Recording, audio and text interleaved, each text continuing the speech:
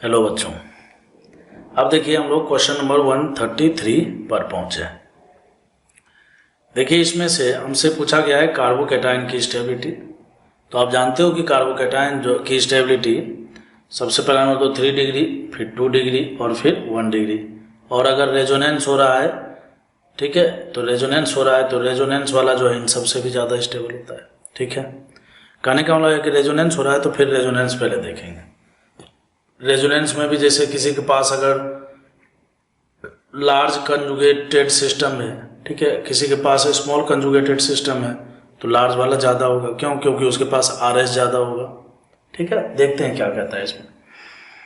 अब इसमें अगर आप गौर से देखिए तो यहाँ पर जो इस कैटायन को है ना रेजोनेंस के द्वारा स्टेबिलिटी मिल तो रहा है। देखिए यहाँ पर ये कुछ ऐसा, यहाँ पर देखिए यहाँ पर जो है इस कैटायन को भी स्टेबिलिटी मिल रही है, पाई सिग्मा सिग्मा है, केवल देखिए इस वाले के द्वारा मिल रहा है।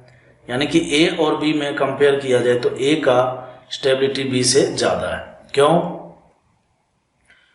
क्योंकि यहाँ पर देखिए दो दो पाई बॉन्ड है। कहने का मतलब यहाँ पर जो कंजुगेटेड सिस्टम है वो थोड़ा बड़ा है और यहाँ पर एक ही पाई बॉन्ड के द्वारा जो है, यहाँ पर दो पाई बॉन्ड के द्वारा यहाँ पर रेजोनेंस हो रहा है और यहाँ पर एक ही पाई बॉन्ड के द्वारा रेजोनेंस हो रहा है। ठीक है, तो ये बात है। अब जैसे थर्ड में देखिए, तो थर्ड में देखिए यहाँ पर देखिए ये क्या है, पॉजिटिव सिग्मा पाई, फिर देखिए सिग्मा पाई, फिर सिग्मा पाई।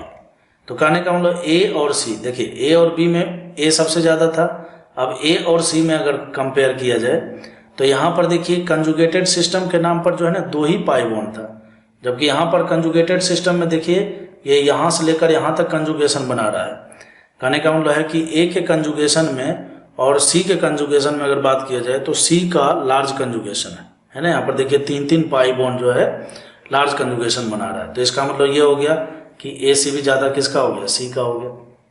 ठीक है, और डी में अगर गौर से आप देखिए तो डी में जो है इसको रेजोनेंस स्टेबिलिटी किसी के द्वारा मिल ही नहीं रहा है ना। इस कार्बोकैटायन को डी मतलब कार्बोकैटायन को जो है रेजोनेंस स्टेबिलिटी कहीं पर भी नहीं मिल रहा है। तो किससे मिल रहा है? तो यहाँ पर देखिए CH2 है, यहाँ पर क्या है CH है, तो इसको हाइपर कंजुगेशन से स्टेबिलिटी मिलेगा।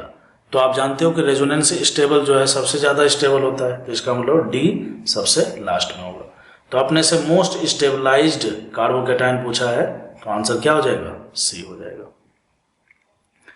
अब देखिए हम लोग बात करेंगे लगे हाथ क्वेश्चन नंबर 134। इसमें कहता है कि इस तरह से दिया हुआ है, ठीक है, और हमसे जो है बोला गया है कि बताइए बॉन्ड लेंथ के बारे में आपका क्या ख्याल है। ठीक है, गौर से आप देखिए तो ये ओजोन का स्ट्रक्चर दिया हुआ है। ठीक है, क्या दिया हुआ है, ओजोन का। तो इसमें अगर आप गौर से देखिए ये O है, C, ठीक है, नहीं ये ओजोन नहीं, गलत हमने बोल दिया, कार्बोनेट आयन है,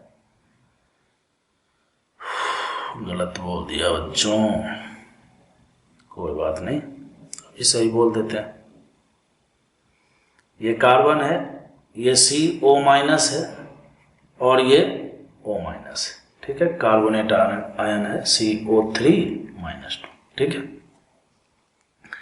चलिए अब इसमें हम लोग बात करते हैं। कहता है बॉन्ड लेंथ के बारे में बताइए। तो बॉन्ड लेंथ में देखिए क्या होने वाला है यहाँ पर कि यहाँ से निगेटिव चार्ज यहाँ आएगा और रेजोनेंस करके ये ऊपर जाएगा। तो देखिए स्ट्रक्चर बनेगा कुछ ऐसा, यहाँ O-, यहाँ O-, ठीक है, और यहाँ पर डबल बॉन्ड। फिर क्या होगा, एक बार यही निगेटिव चार्ज यहाँ पर आएगा, ठीक है, सॉरी इधर नहीं, यहाँ से ये निगेटिव चार्ज को यहाँ पर भेजिए, पहले मैं इधर भेज देता हूँ, इस निगेटिव चार्ज को यहाँ भेजिए और इसको इधर भेज दीजिए। ठीक है, तो एक RS जो है आपको इस तरह से मिलेगा, O-, ठीक, और यहाँ पर डबल बॉन्ड और यहाँ पर O-।